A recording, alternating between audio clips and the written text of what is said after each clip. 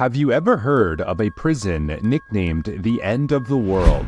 Imagine being locked away in a desolate, freezing wasteland surrounded by some of Argentina's most dangerous criminals. This wasn't science fiction. It was the Ushuaia penal prison.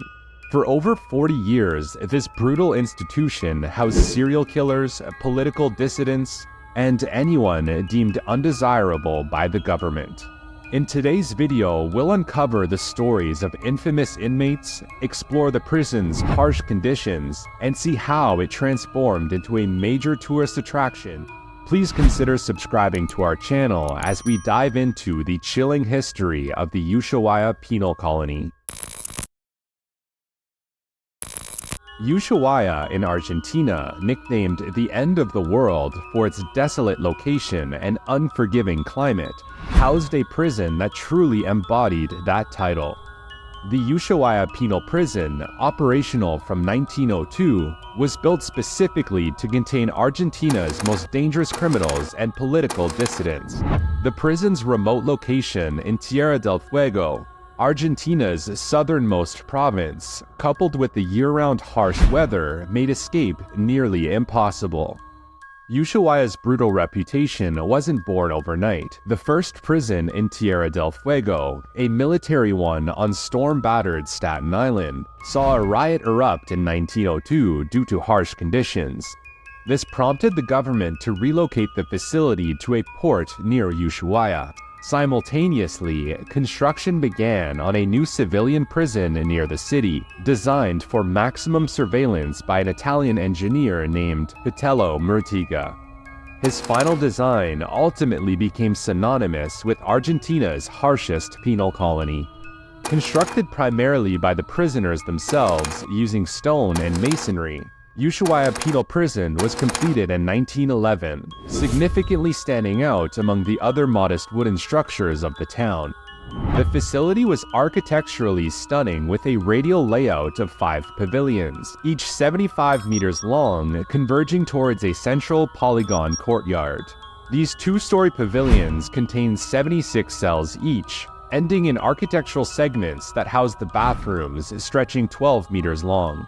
The prison was designed to hold approximately 500 inmates, but could accommodate an additional 40 to 50 prisoners by converting stables into temporary cells whenever necessary. Within its walls, the inmates were engaged in various rudimentary workshops essential in their operations. These included carpentry, shoemaking, blacksmithing, baking, printing, and mechanical work. Model prisoners, recognized for their good behavior, were also tasked with felling trees and public construction projects around the city, contributing labor to the community beyond the confines of the prison. Following the completion of the construction, the national government in 1911 amalgamated the existing military and civilian prisons, establishing the military prison and prison of recidivists of Ushuaia. Ushuaia wasn't just a prison, but a crucible for Argentina's undesirables. From petty thieves and embezzlers to rebellious soldiers and cold-blooded killers, all found themselves shipped to the island in shackles. The frigid weather, the isolation, and the harsh rules within the prison walls earned the prison notorious nicknames such as the Argentine Siberia and the Cursed Land, highlighting its reputation as a place of severe punishment and solitude. The daily life of the prisoners was characterized by rigorous labor under strict supervision. A typical task involved gathering firewood for the prison and the local community, which required them to trek to the Pipo River area. They spent hours chopping langa wood with heavy axes and then loading it onto a steam train. After their laborious work, the prisoners would walk back to the prison, following the railway tracks. Nowadays, this route is partly retraced by the End of the World train, which offers tourists a glimpse into the historical journey once made by the inmates. Despite ongoing operations for many years, the prison faced significant criticism due to the inhumane treatment of the prisoners, including frequent deaths related to punitive measures and torture. Ultimately, the end of the world's prison in Ushuaia was established to incarcerate repeat offenders and political dissidents. Over its 45-year operational period from 1902 to 1947, it became the site of many infamous tales. Among its prisoners was Cayetano Godino, known in Argentina for his heinous crimes. Born in 1896 into a troubled family with an abusive alcoholic father, Godino displayed early signs of sadism, including cruelty towards animals. His violent tendencies escalated quickly. Furthermore, his adolescent years saw a continuation of this disturbing behavior, marking him as one of the prison's most notorious inmates. From 1906 to 1912, Godino, who was infamously known in the prison as the big-eared kid for his distinctive ears, unleashed a horrifying spree.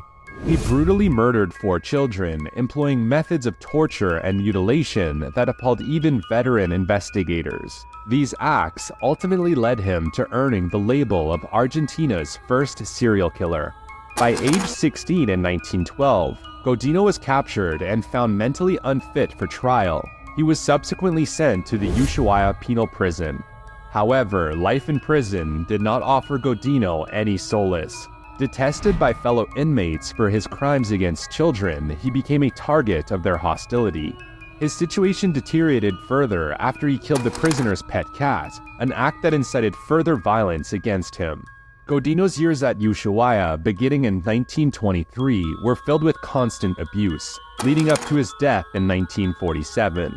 His time there was marked by isolation and retaliation from both inmates and the harsh realities of prison life. Simon Radowitsky, a Russian-Argentine anarchist, became another legendary figure associated with the Ushuaia prison. In 1909, amidst the Red Week, characterized by worker strikes and severe police suppression, Simon assassinated the police chief behind the repression using a bomb. This rebellion secured his reputation as a revolutionary, but consequently sentenced him to a life in Ushuaia. Simon's time in prison was harsh, yet it steeled his resolve. In 1918, with the aid of anarchist comrades, he made a bold escape while disguised in a guard's uniform during a shift change. He fled to Chile by boat, but his freedom was fleeting as he was soon recognized and recaptured. Returning to Ushuaia, he faced years of solitary confinement, marked by hunger strikes and protests. His perseverance and public advocacy ultimately led to his release in 1930, when the then president issued him clemency, influenced by popular support for Simon. In the later years of the prison's history, under the presidency of Juan Domingo, the Ushuaia prison faced intense scrutiny due to its brutal torture and inhumane treatment of its inmates. Consequently, in 1947, the president ordered its closure on humanitarian ground. The prison's legacy grew past closure, transforming into a near mythical site and encapsulated within its storied walls. In 1994, this historical site was repurposed into the Maritime Museum and the Museum of the Prison of Ushuaia. These museums highlight the history of what was once the country's most notorious correctional facility and serves as a major tourist attraction. Visitors of the museum can explore various expositions, including murals and artistic representations of the prison's past and statues and displays in the cells that once housed some of the most notorious criminals, further cementing the end of the world's prison mythical status.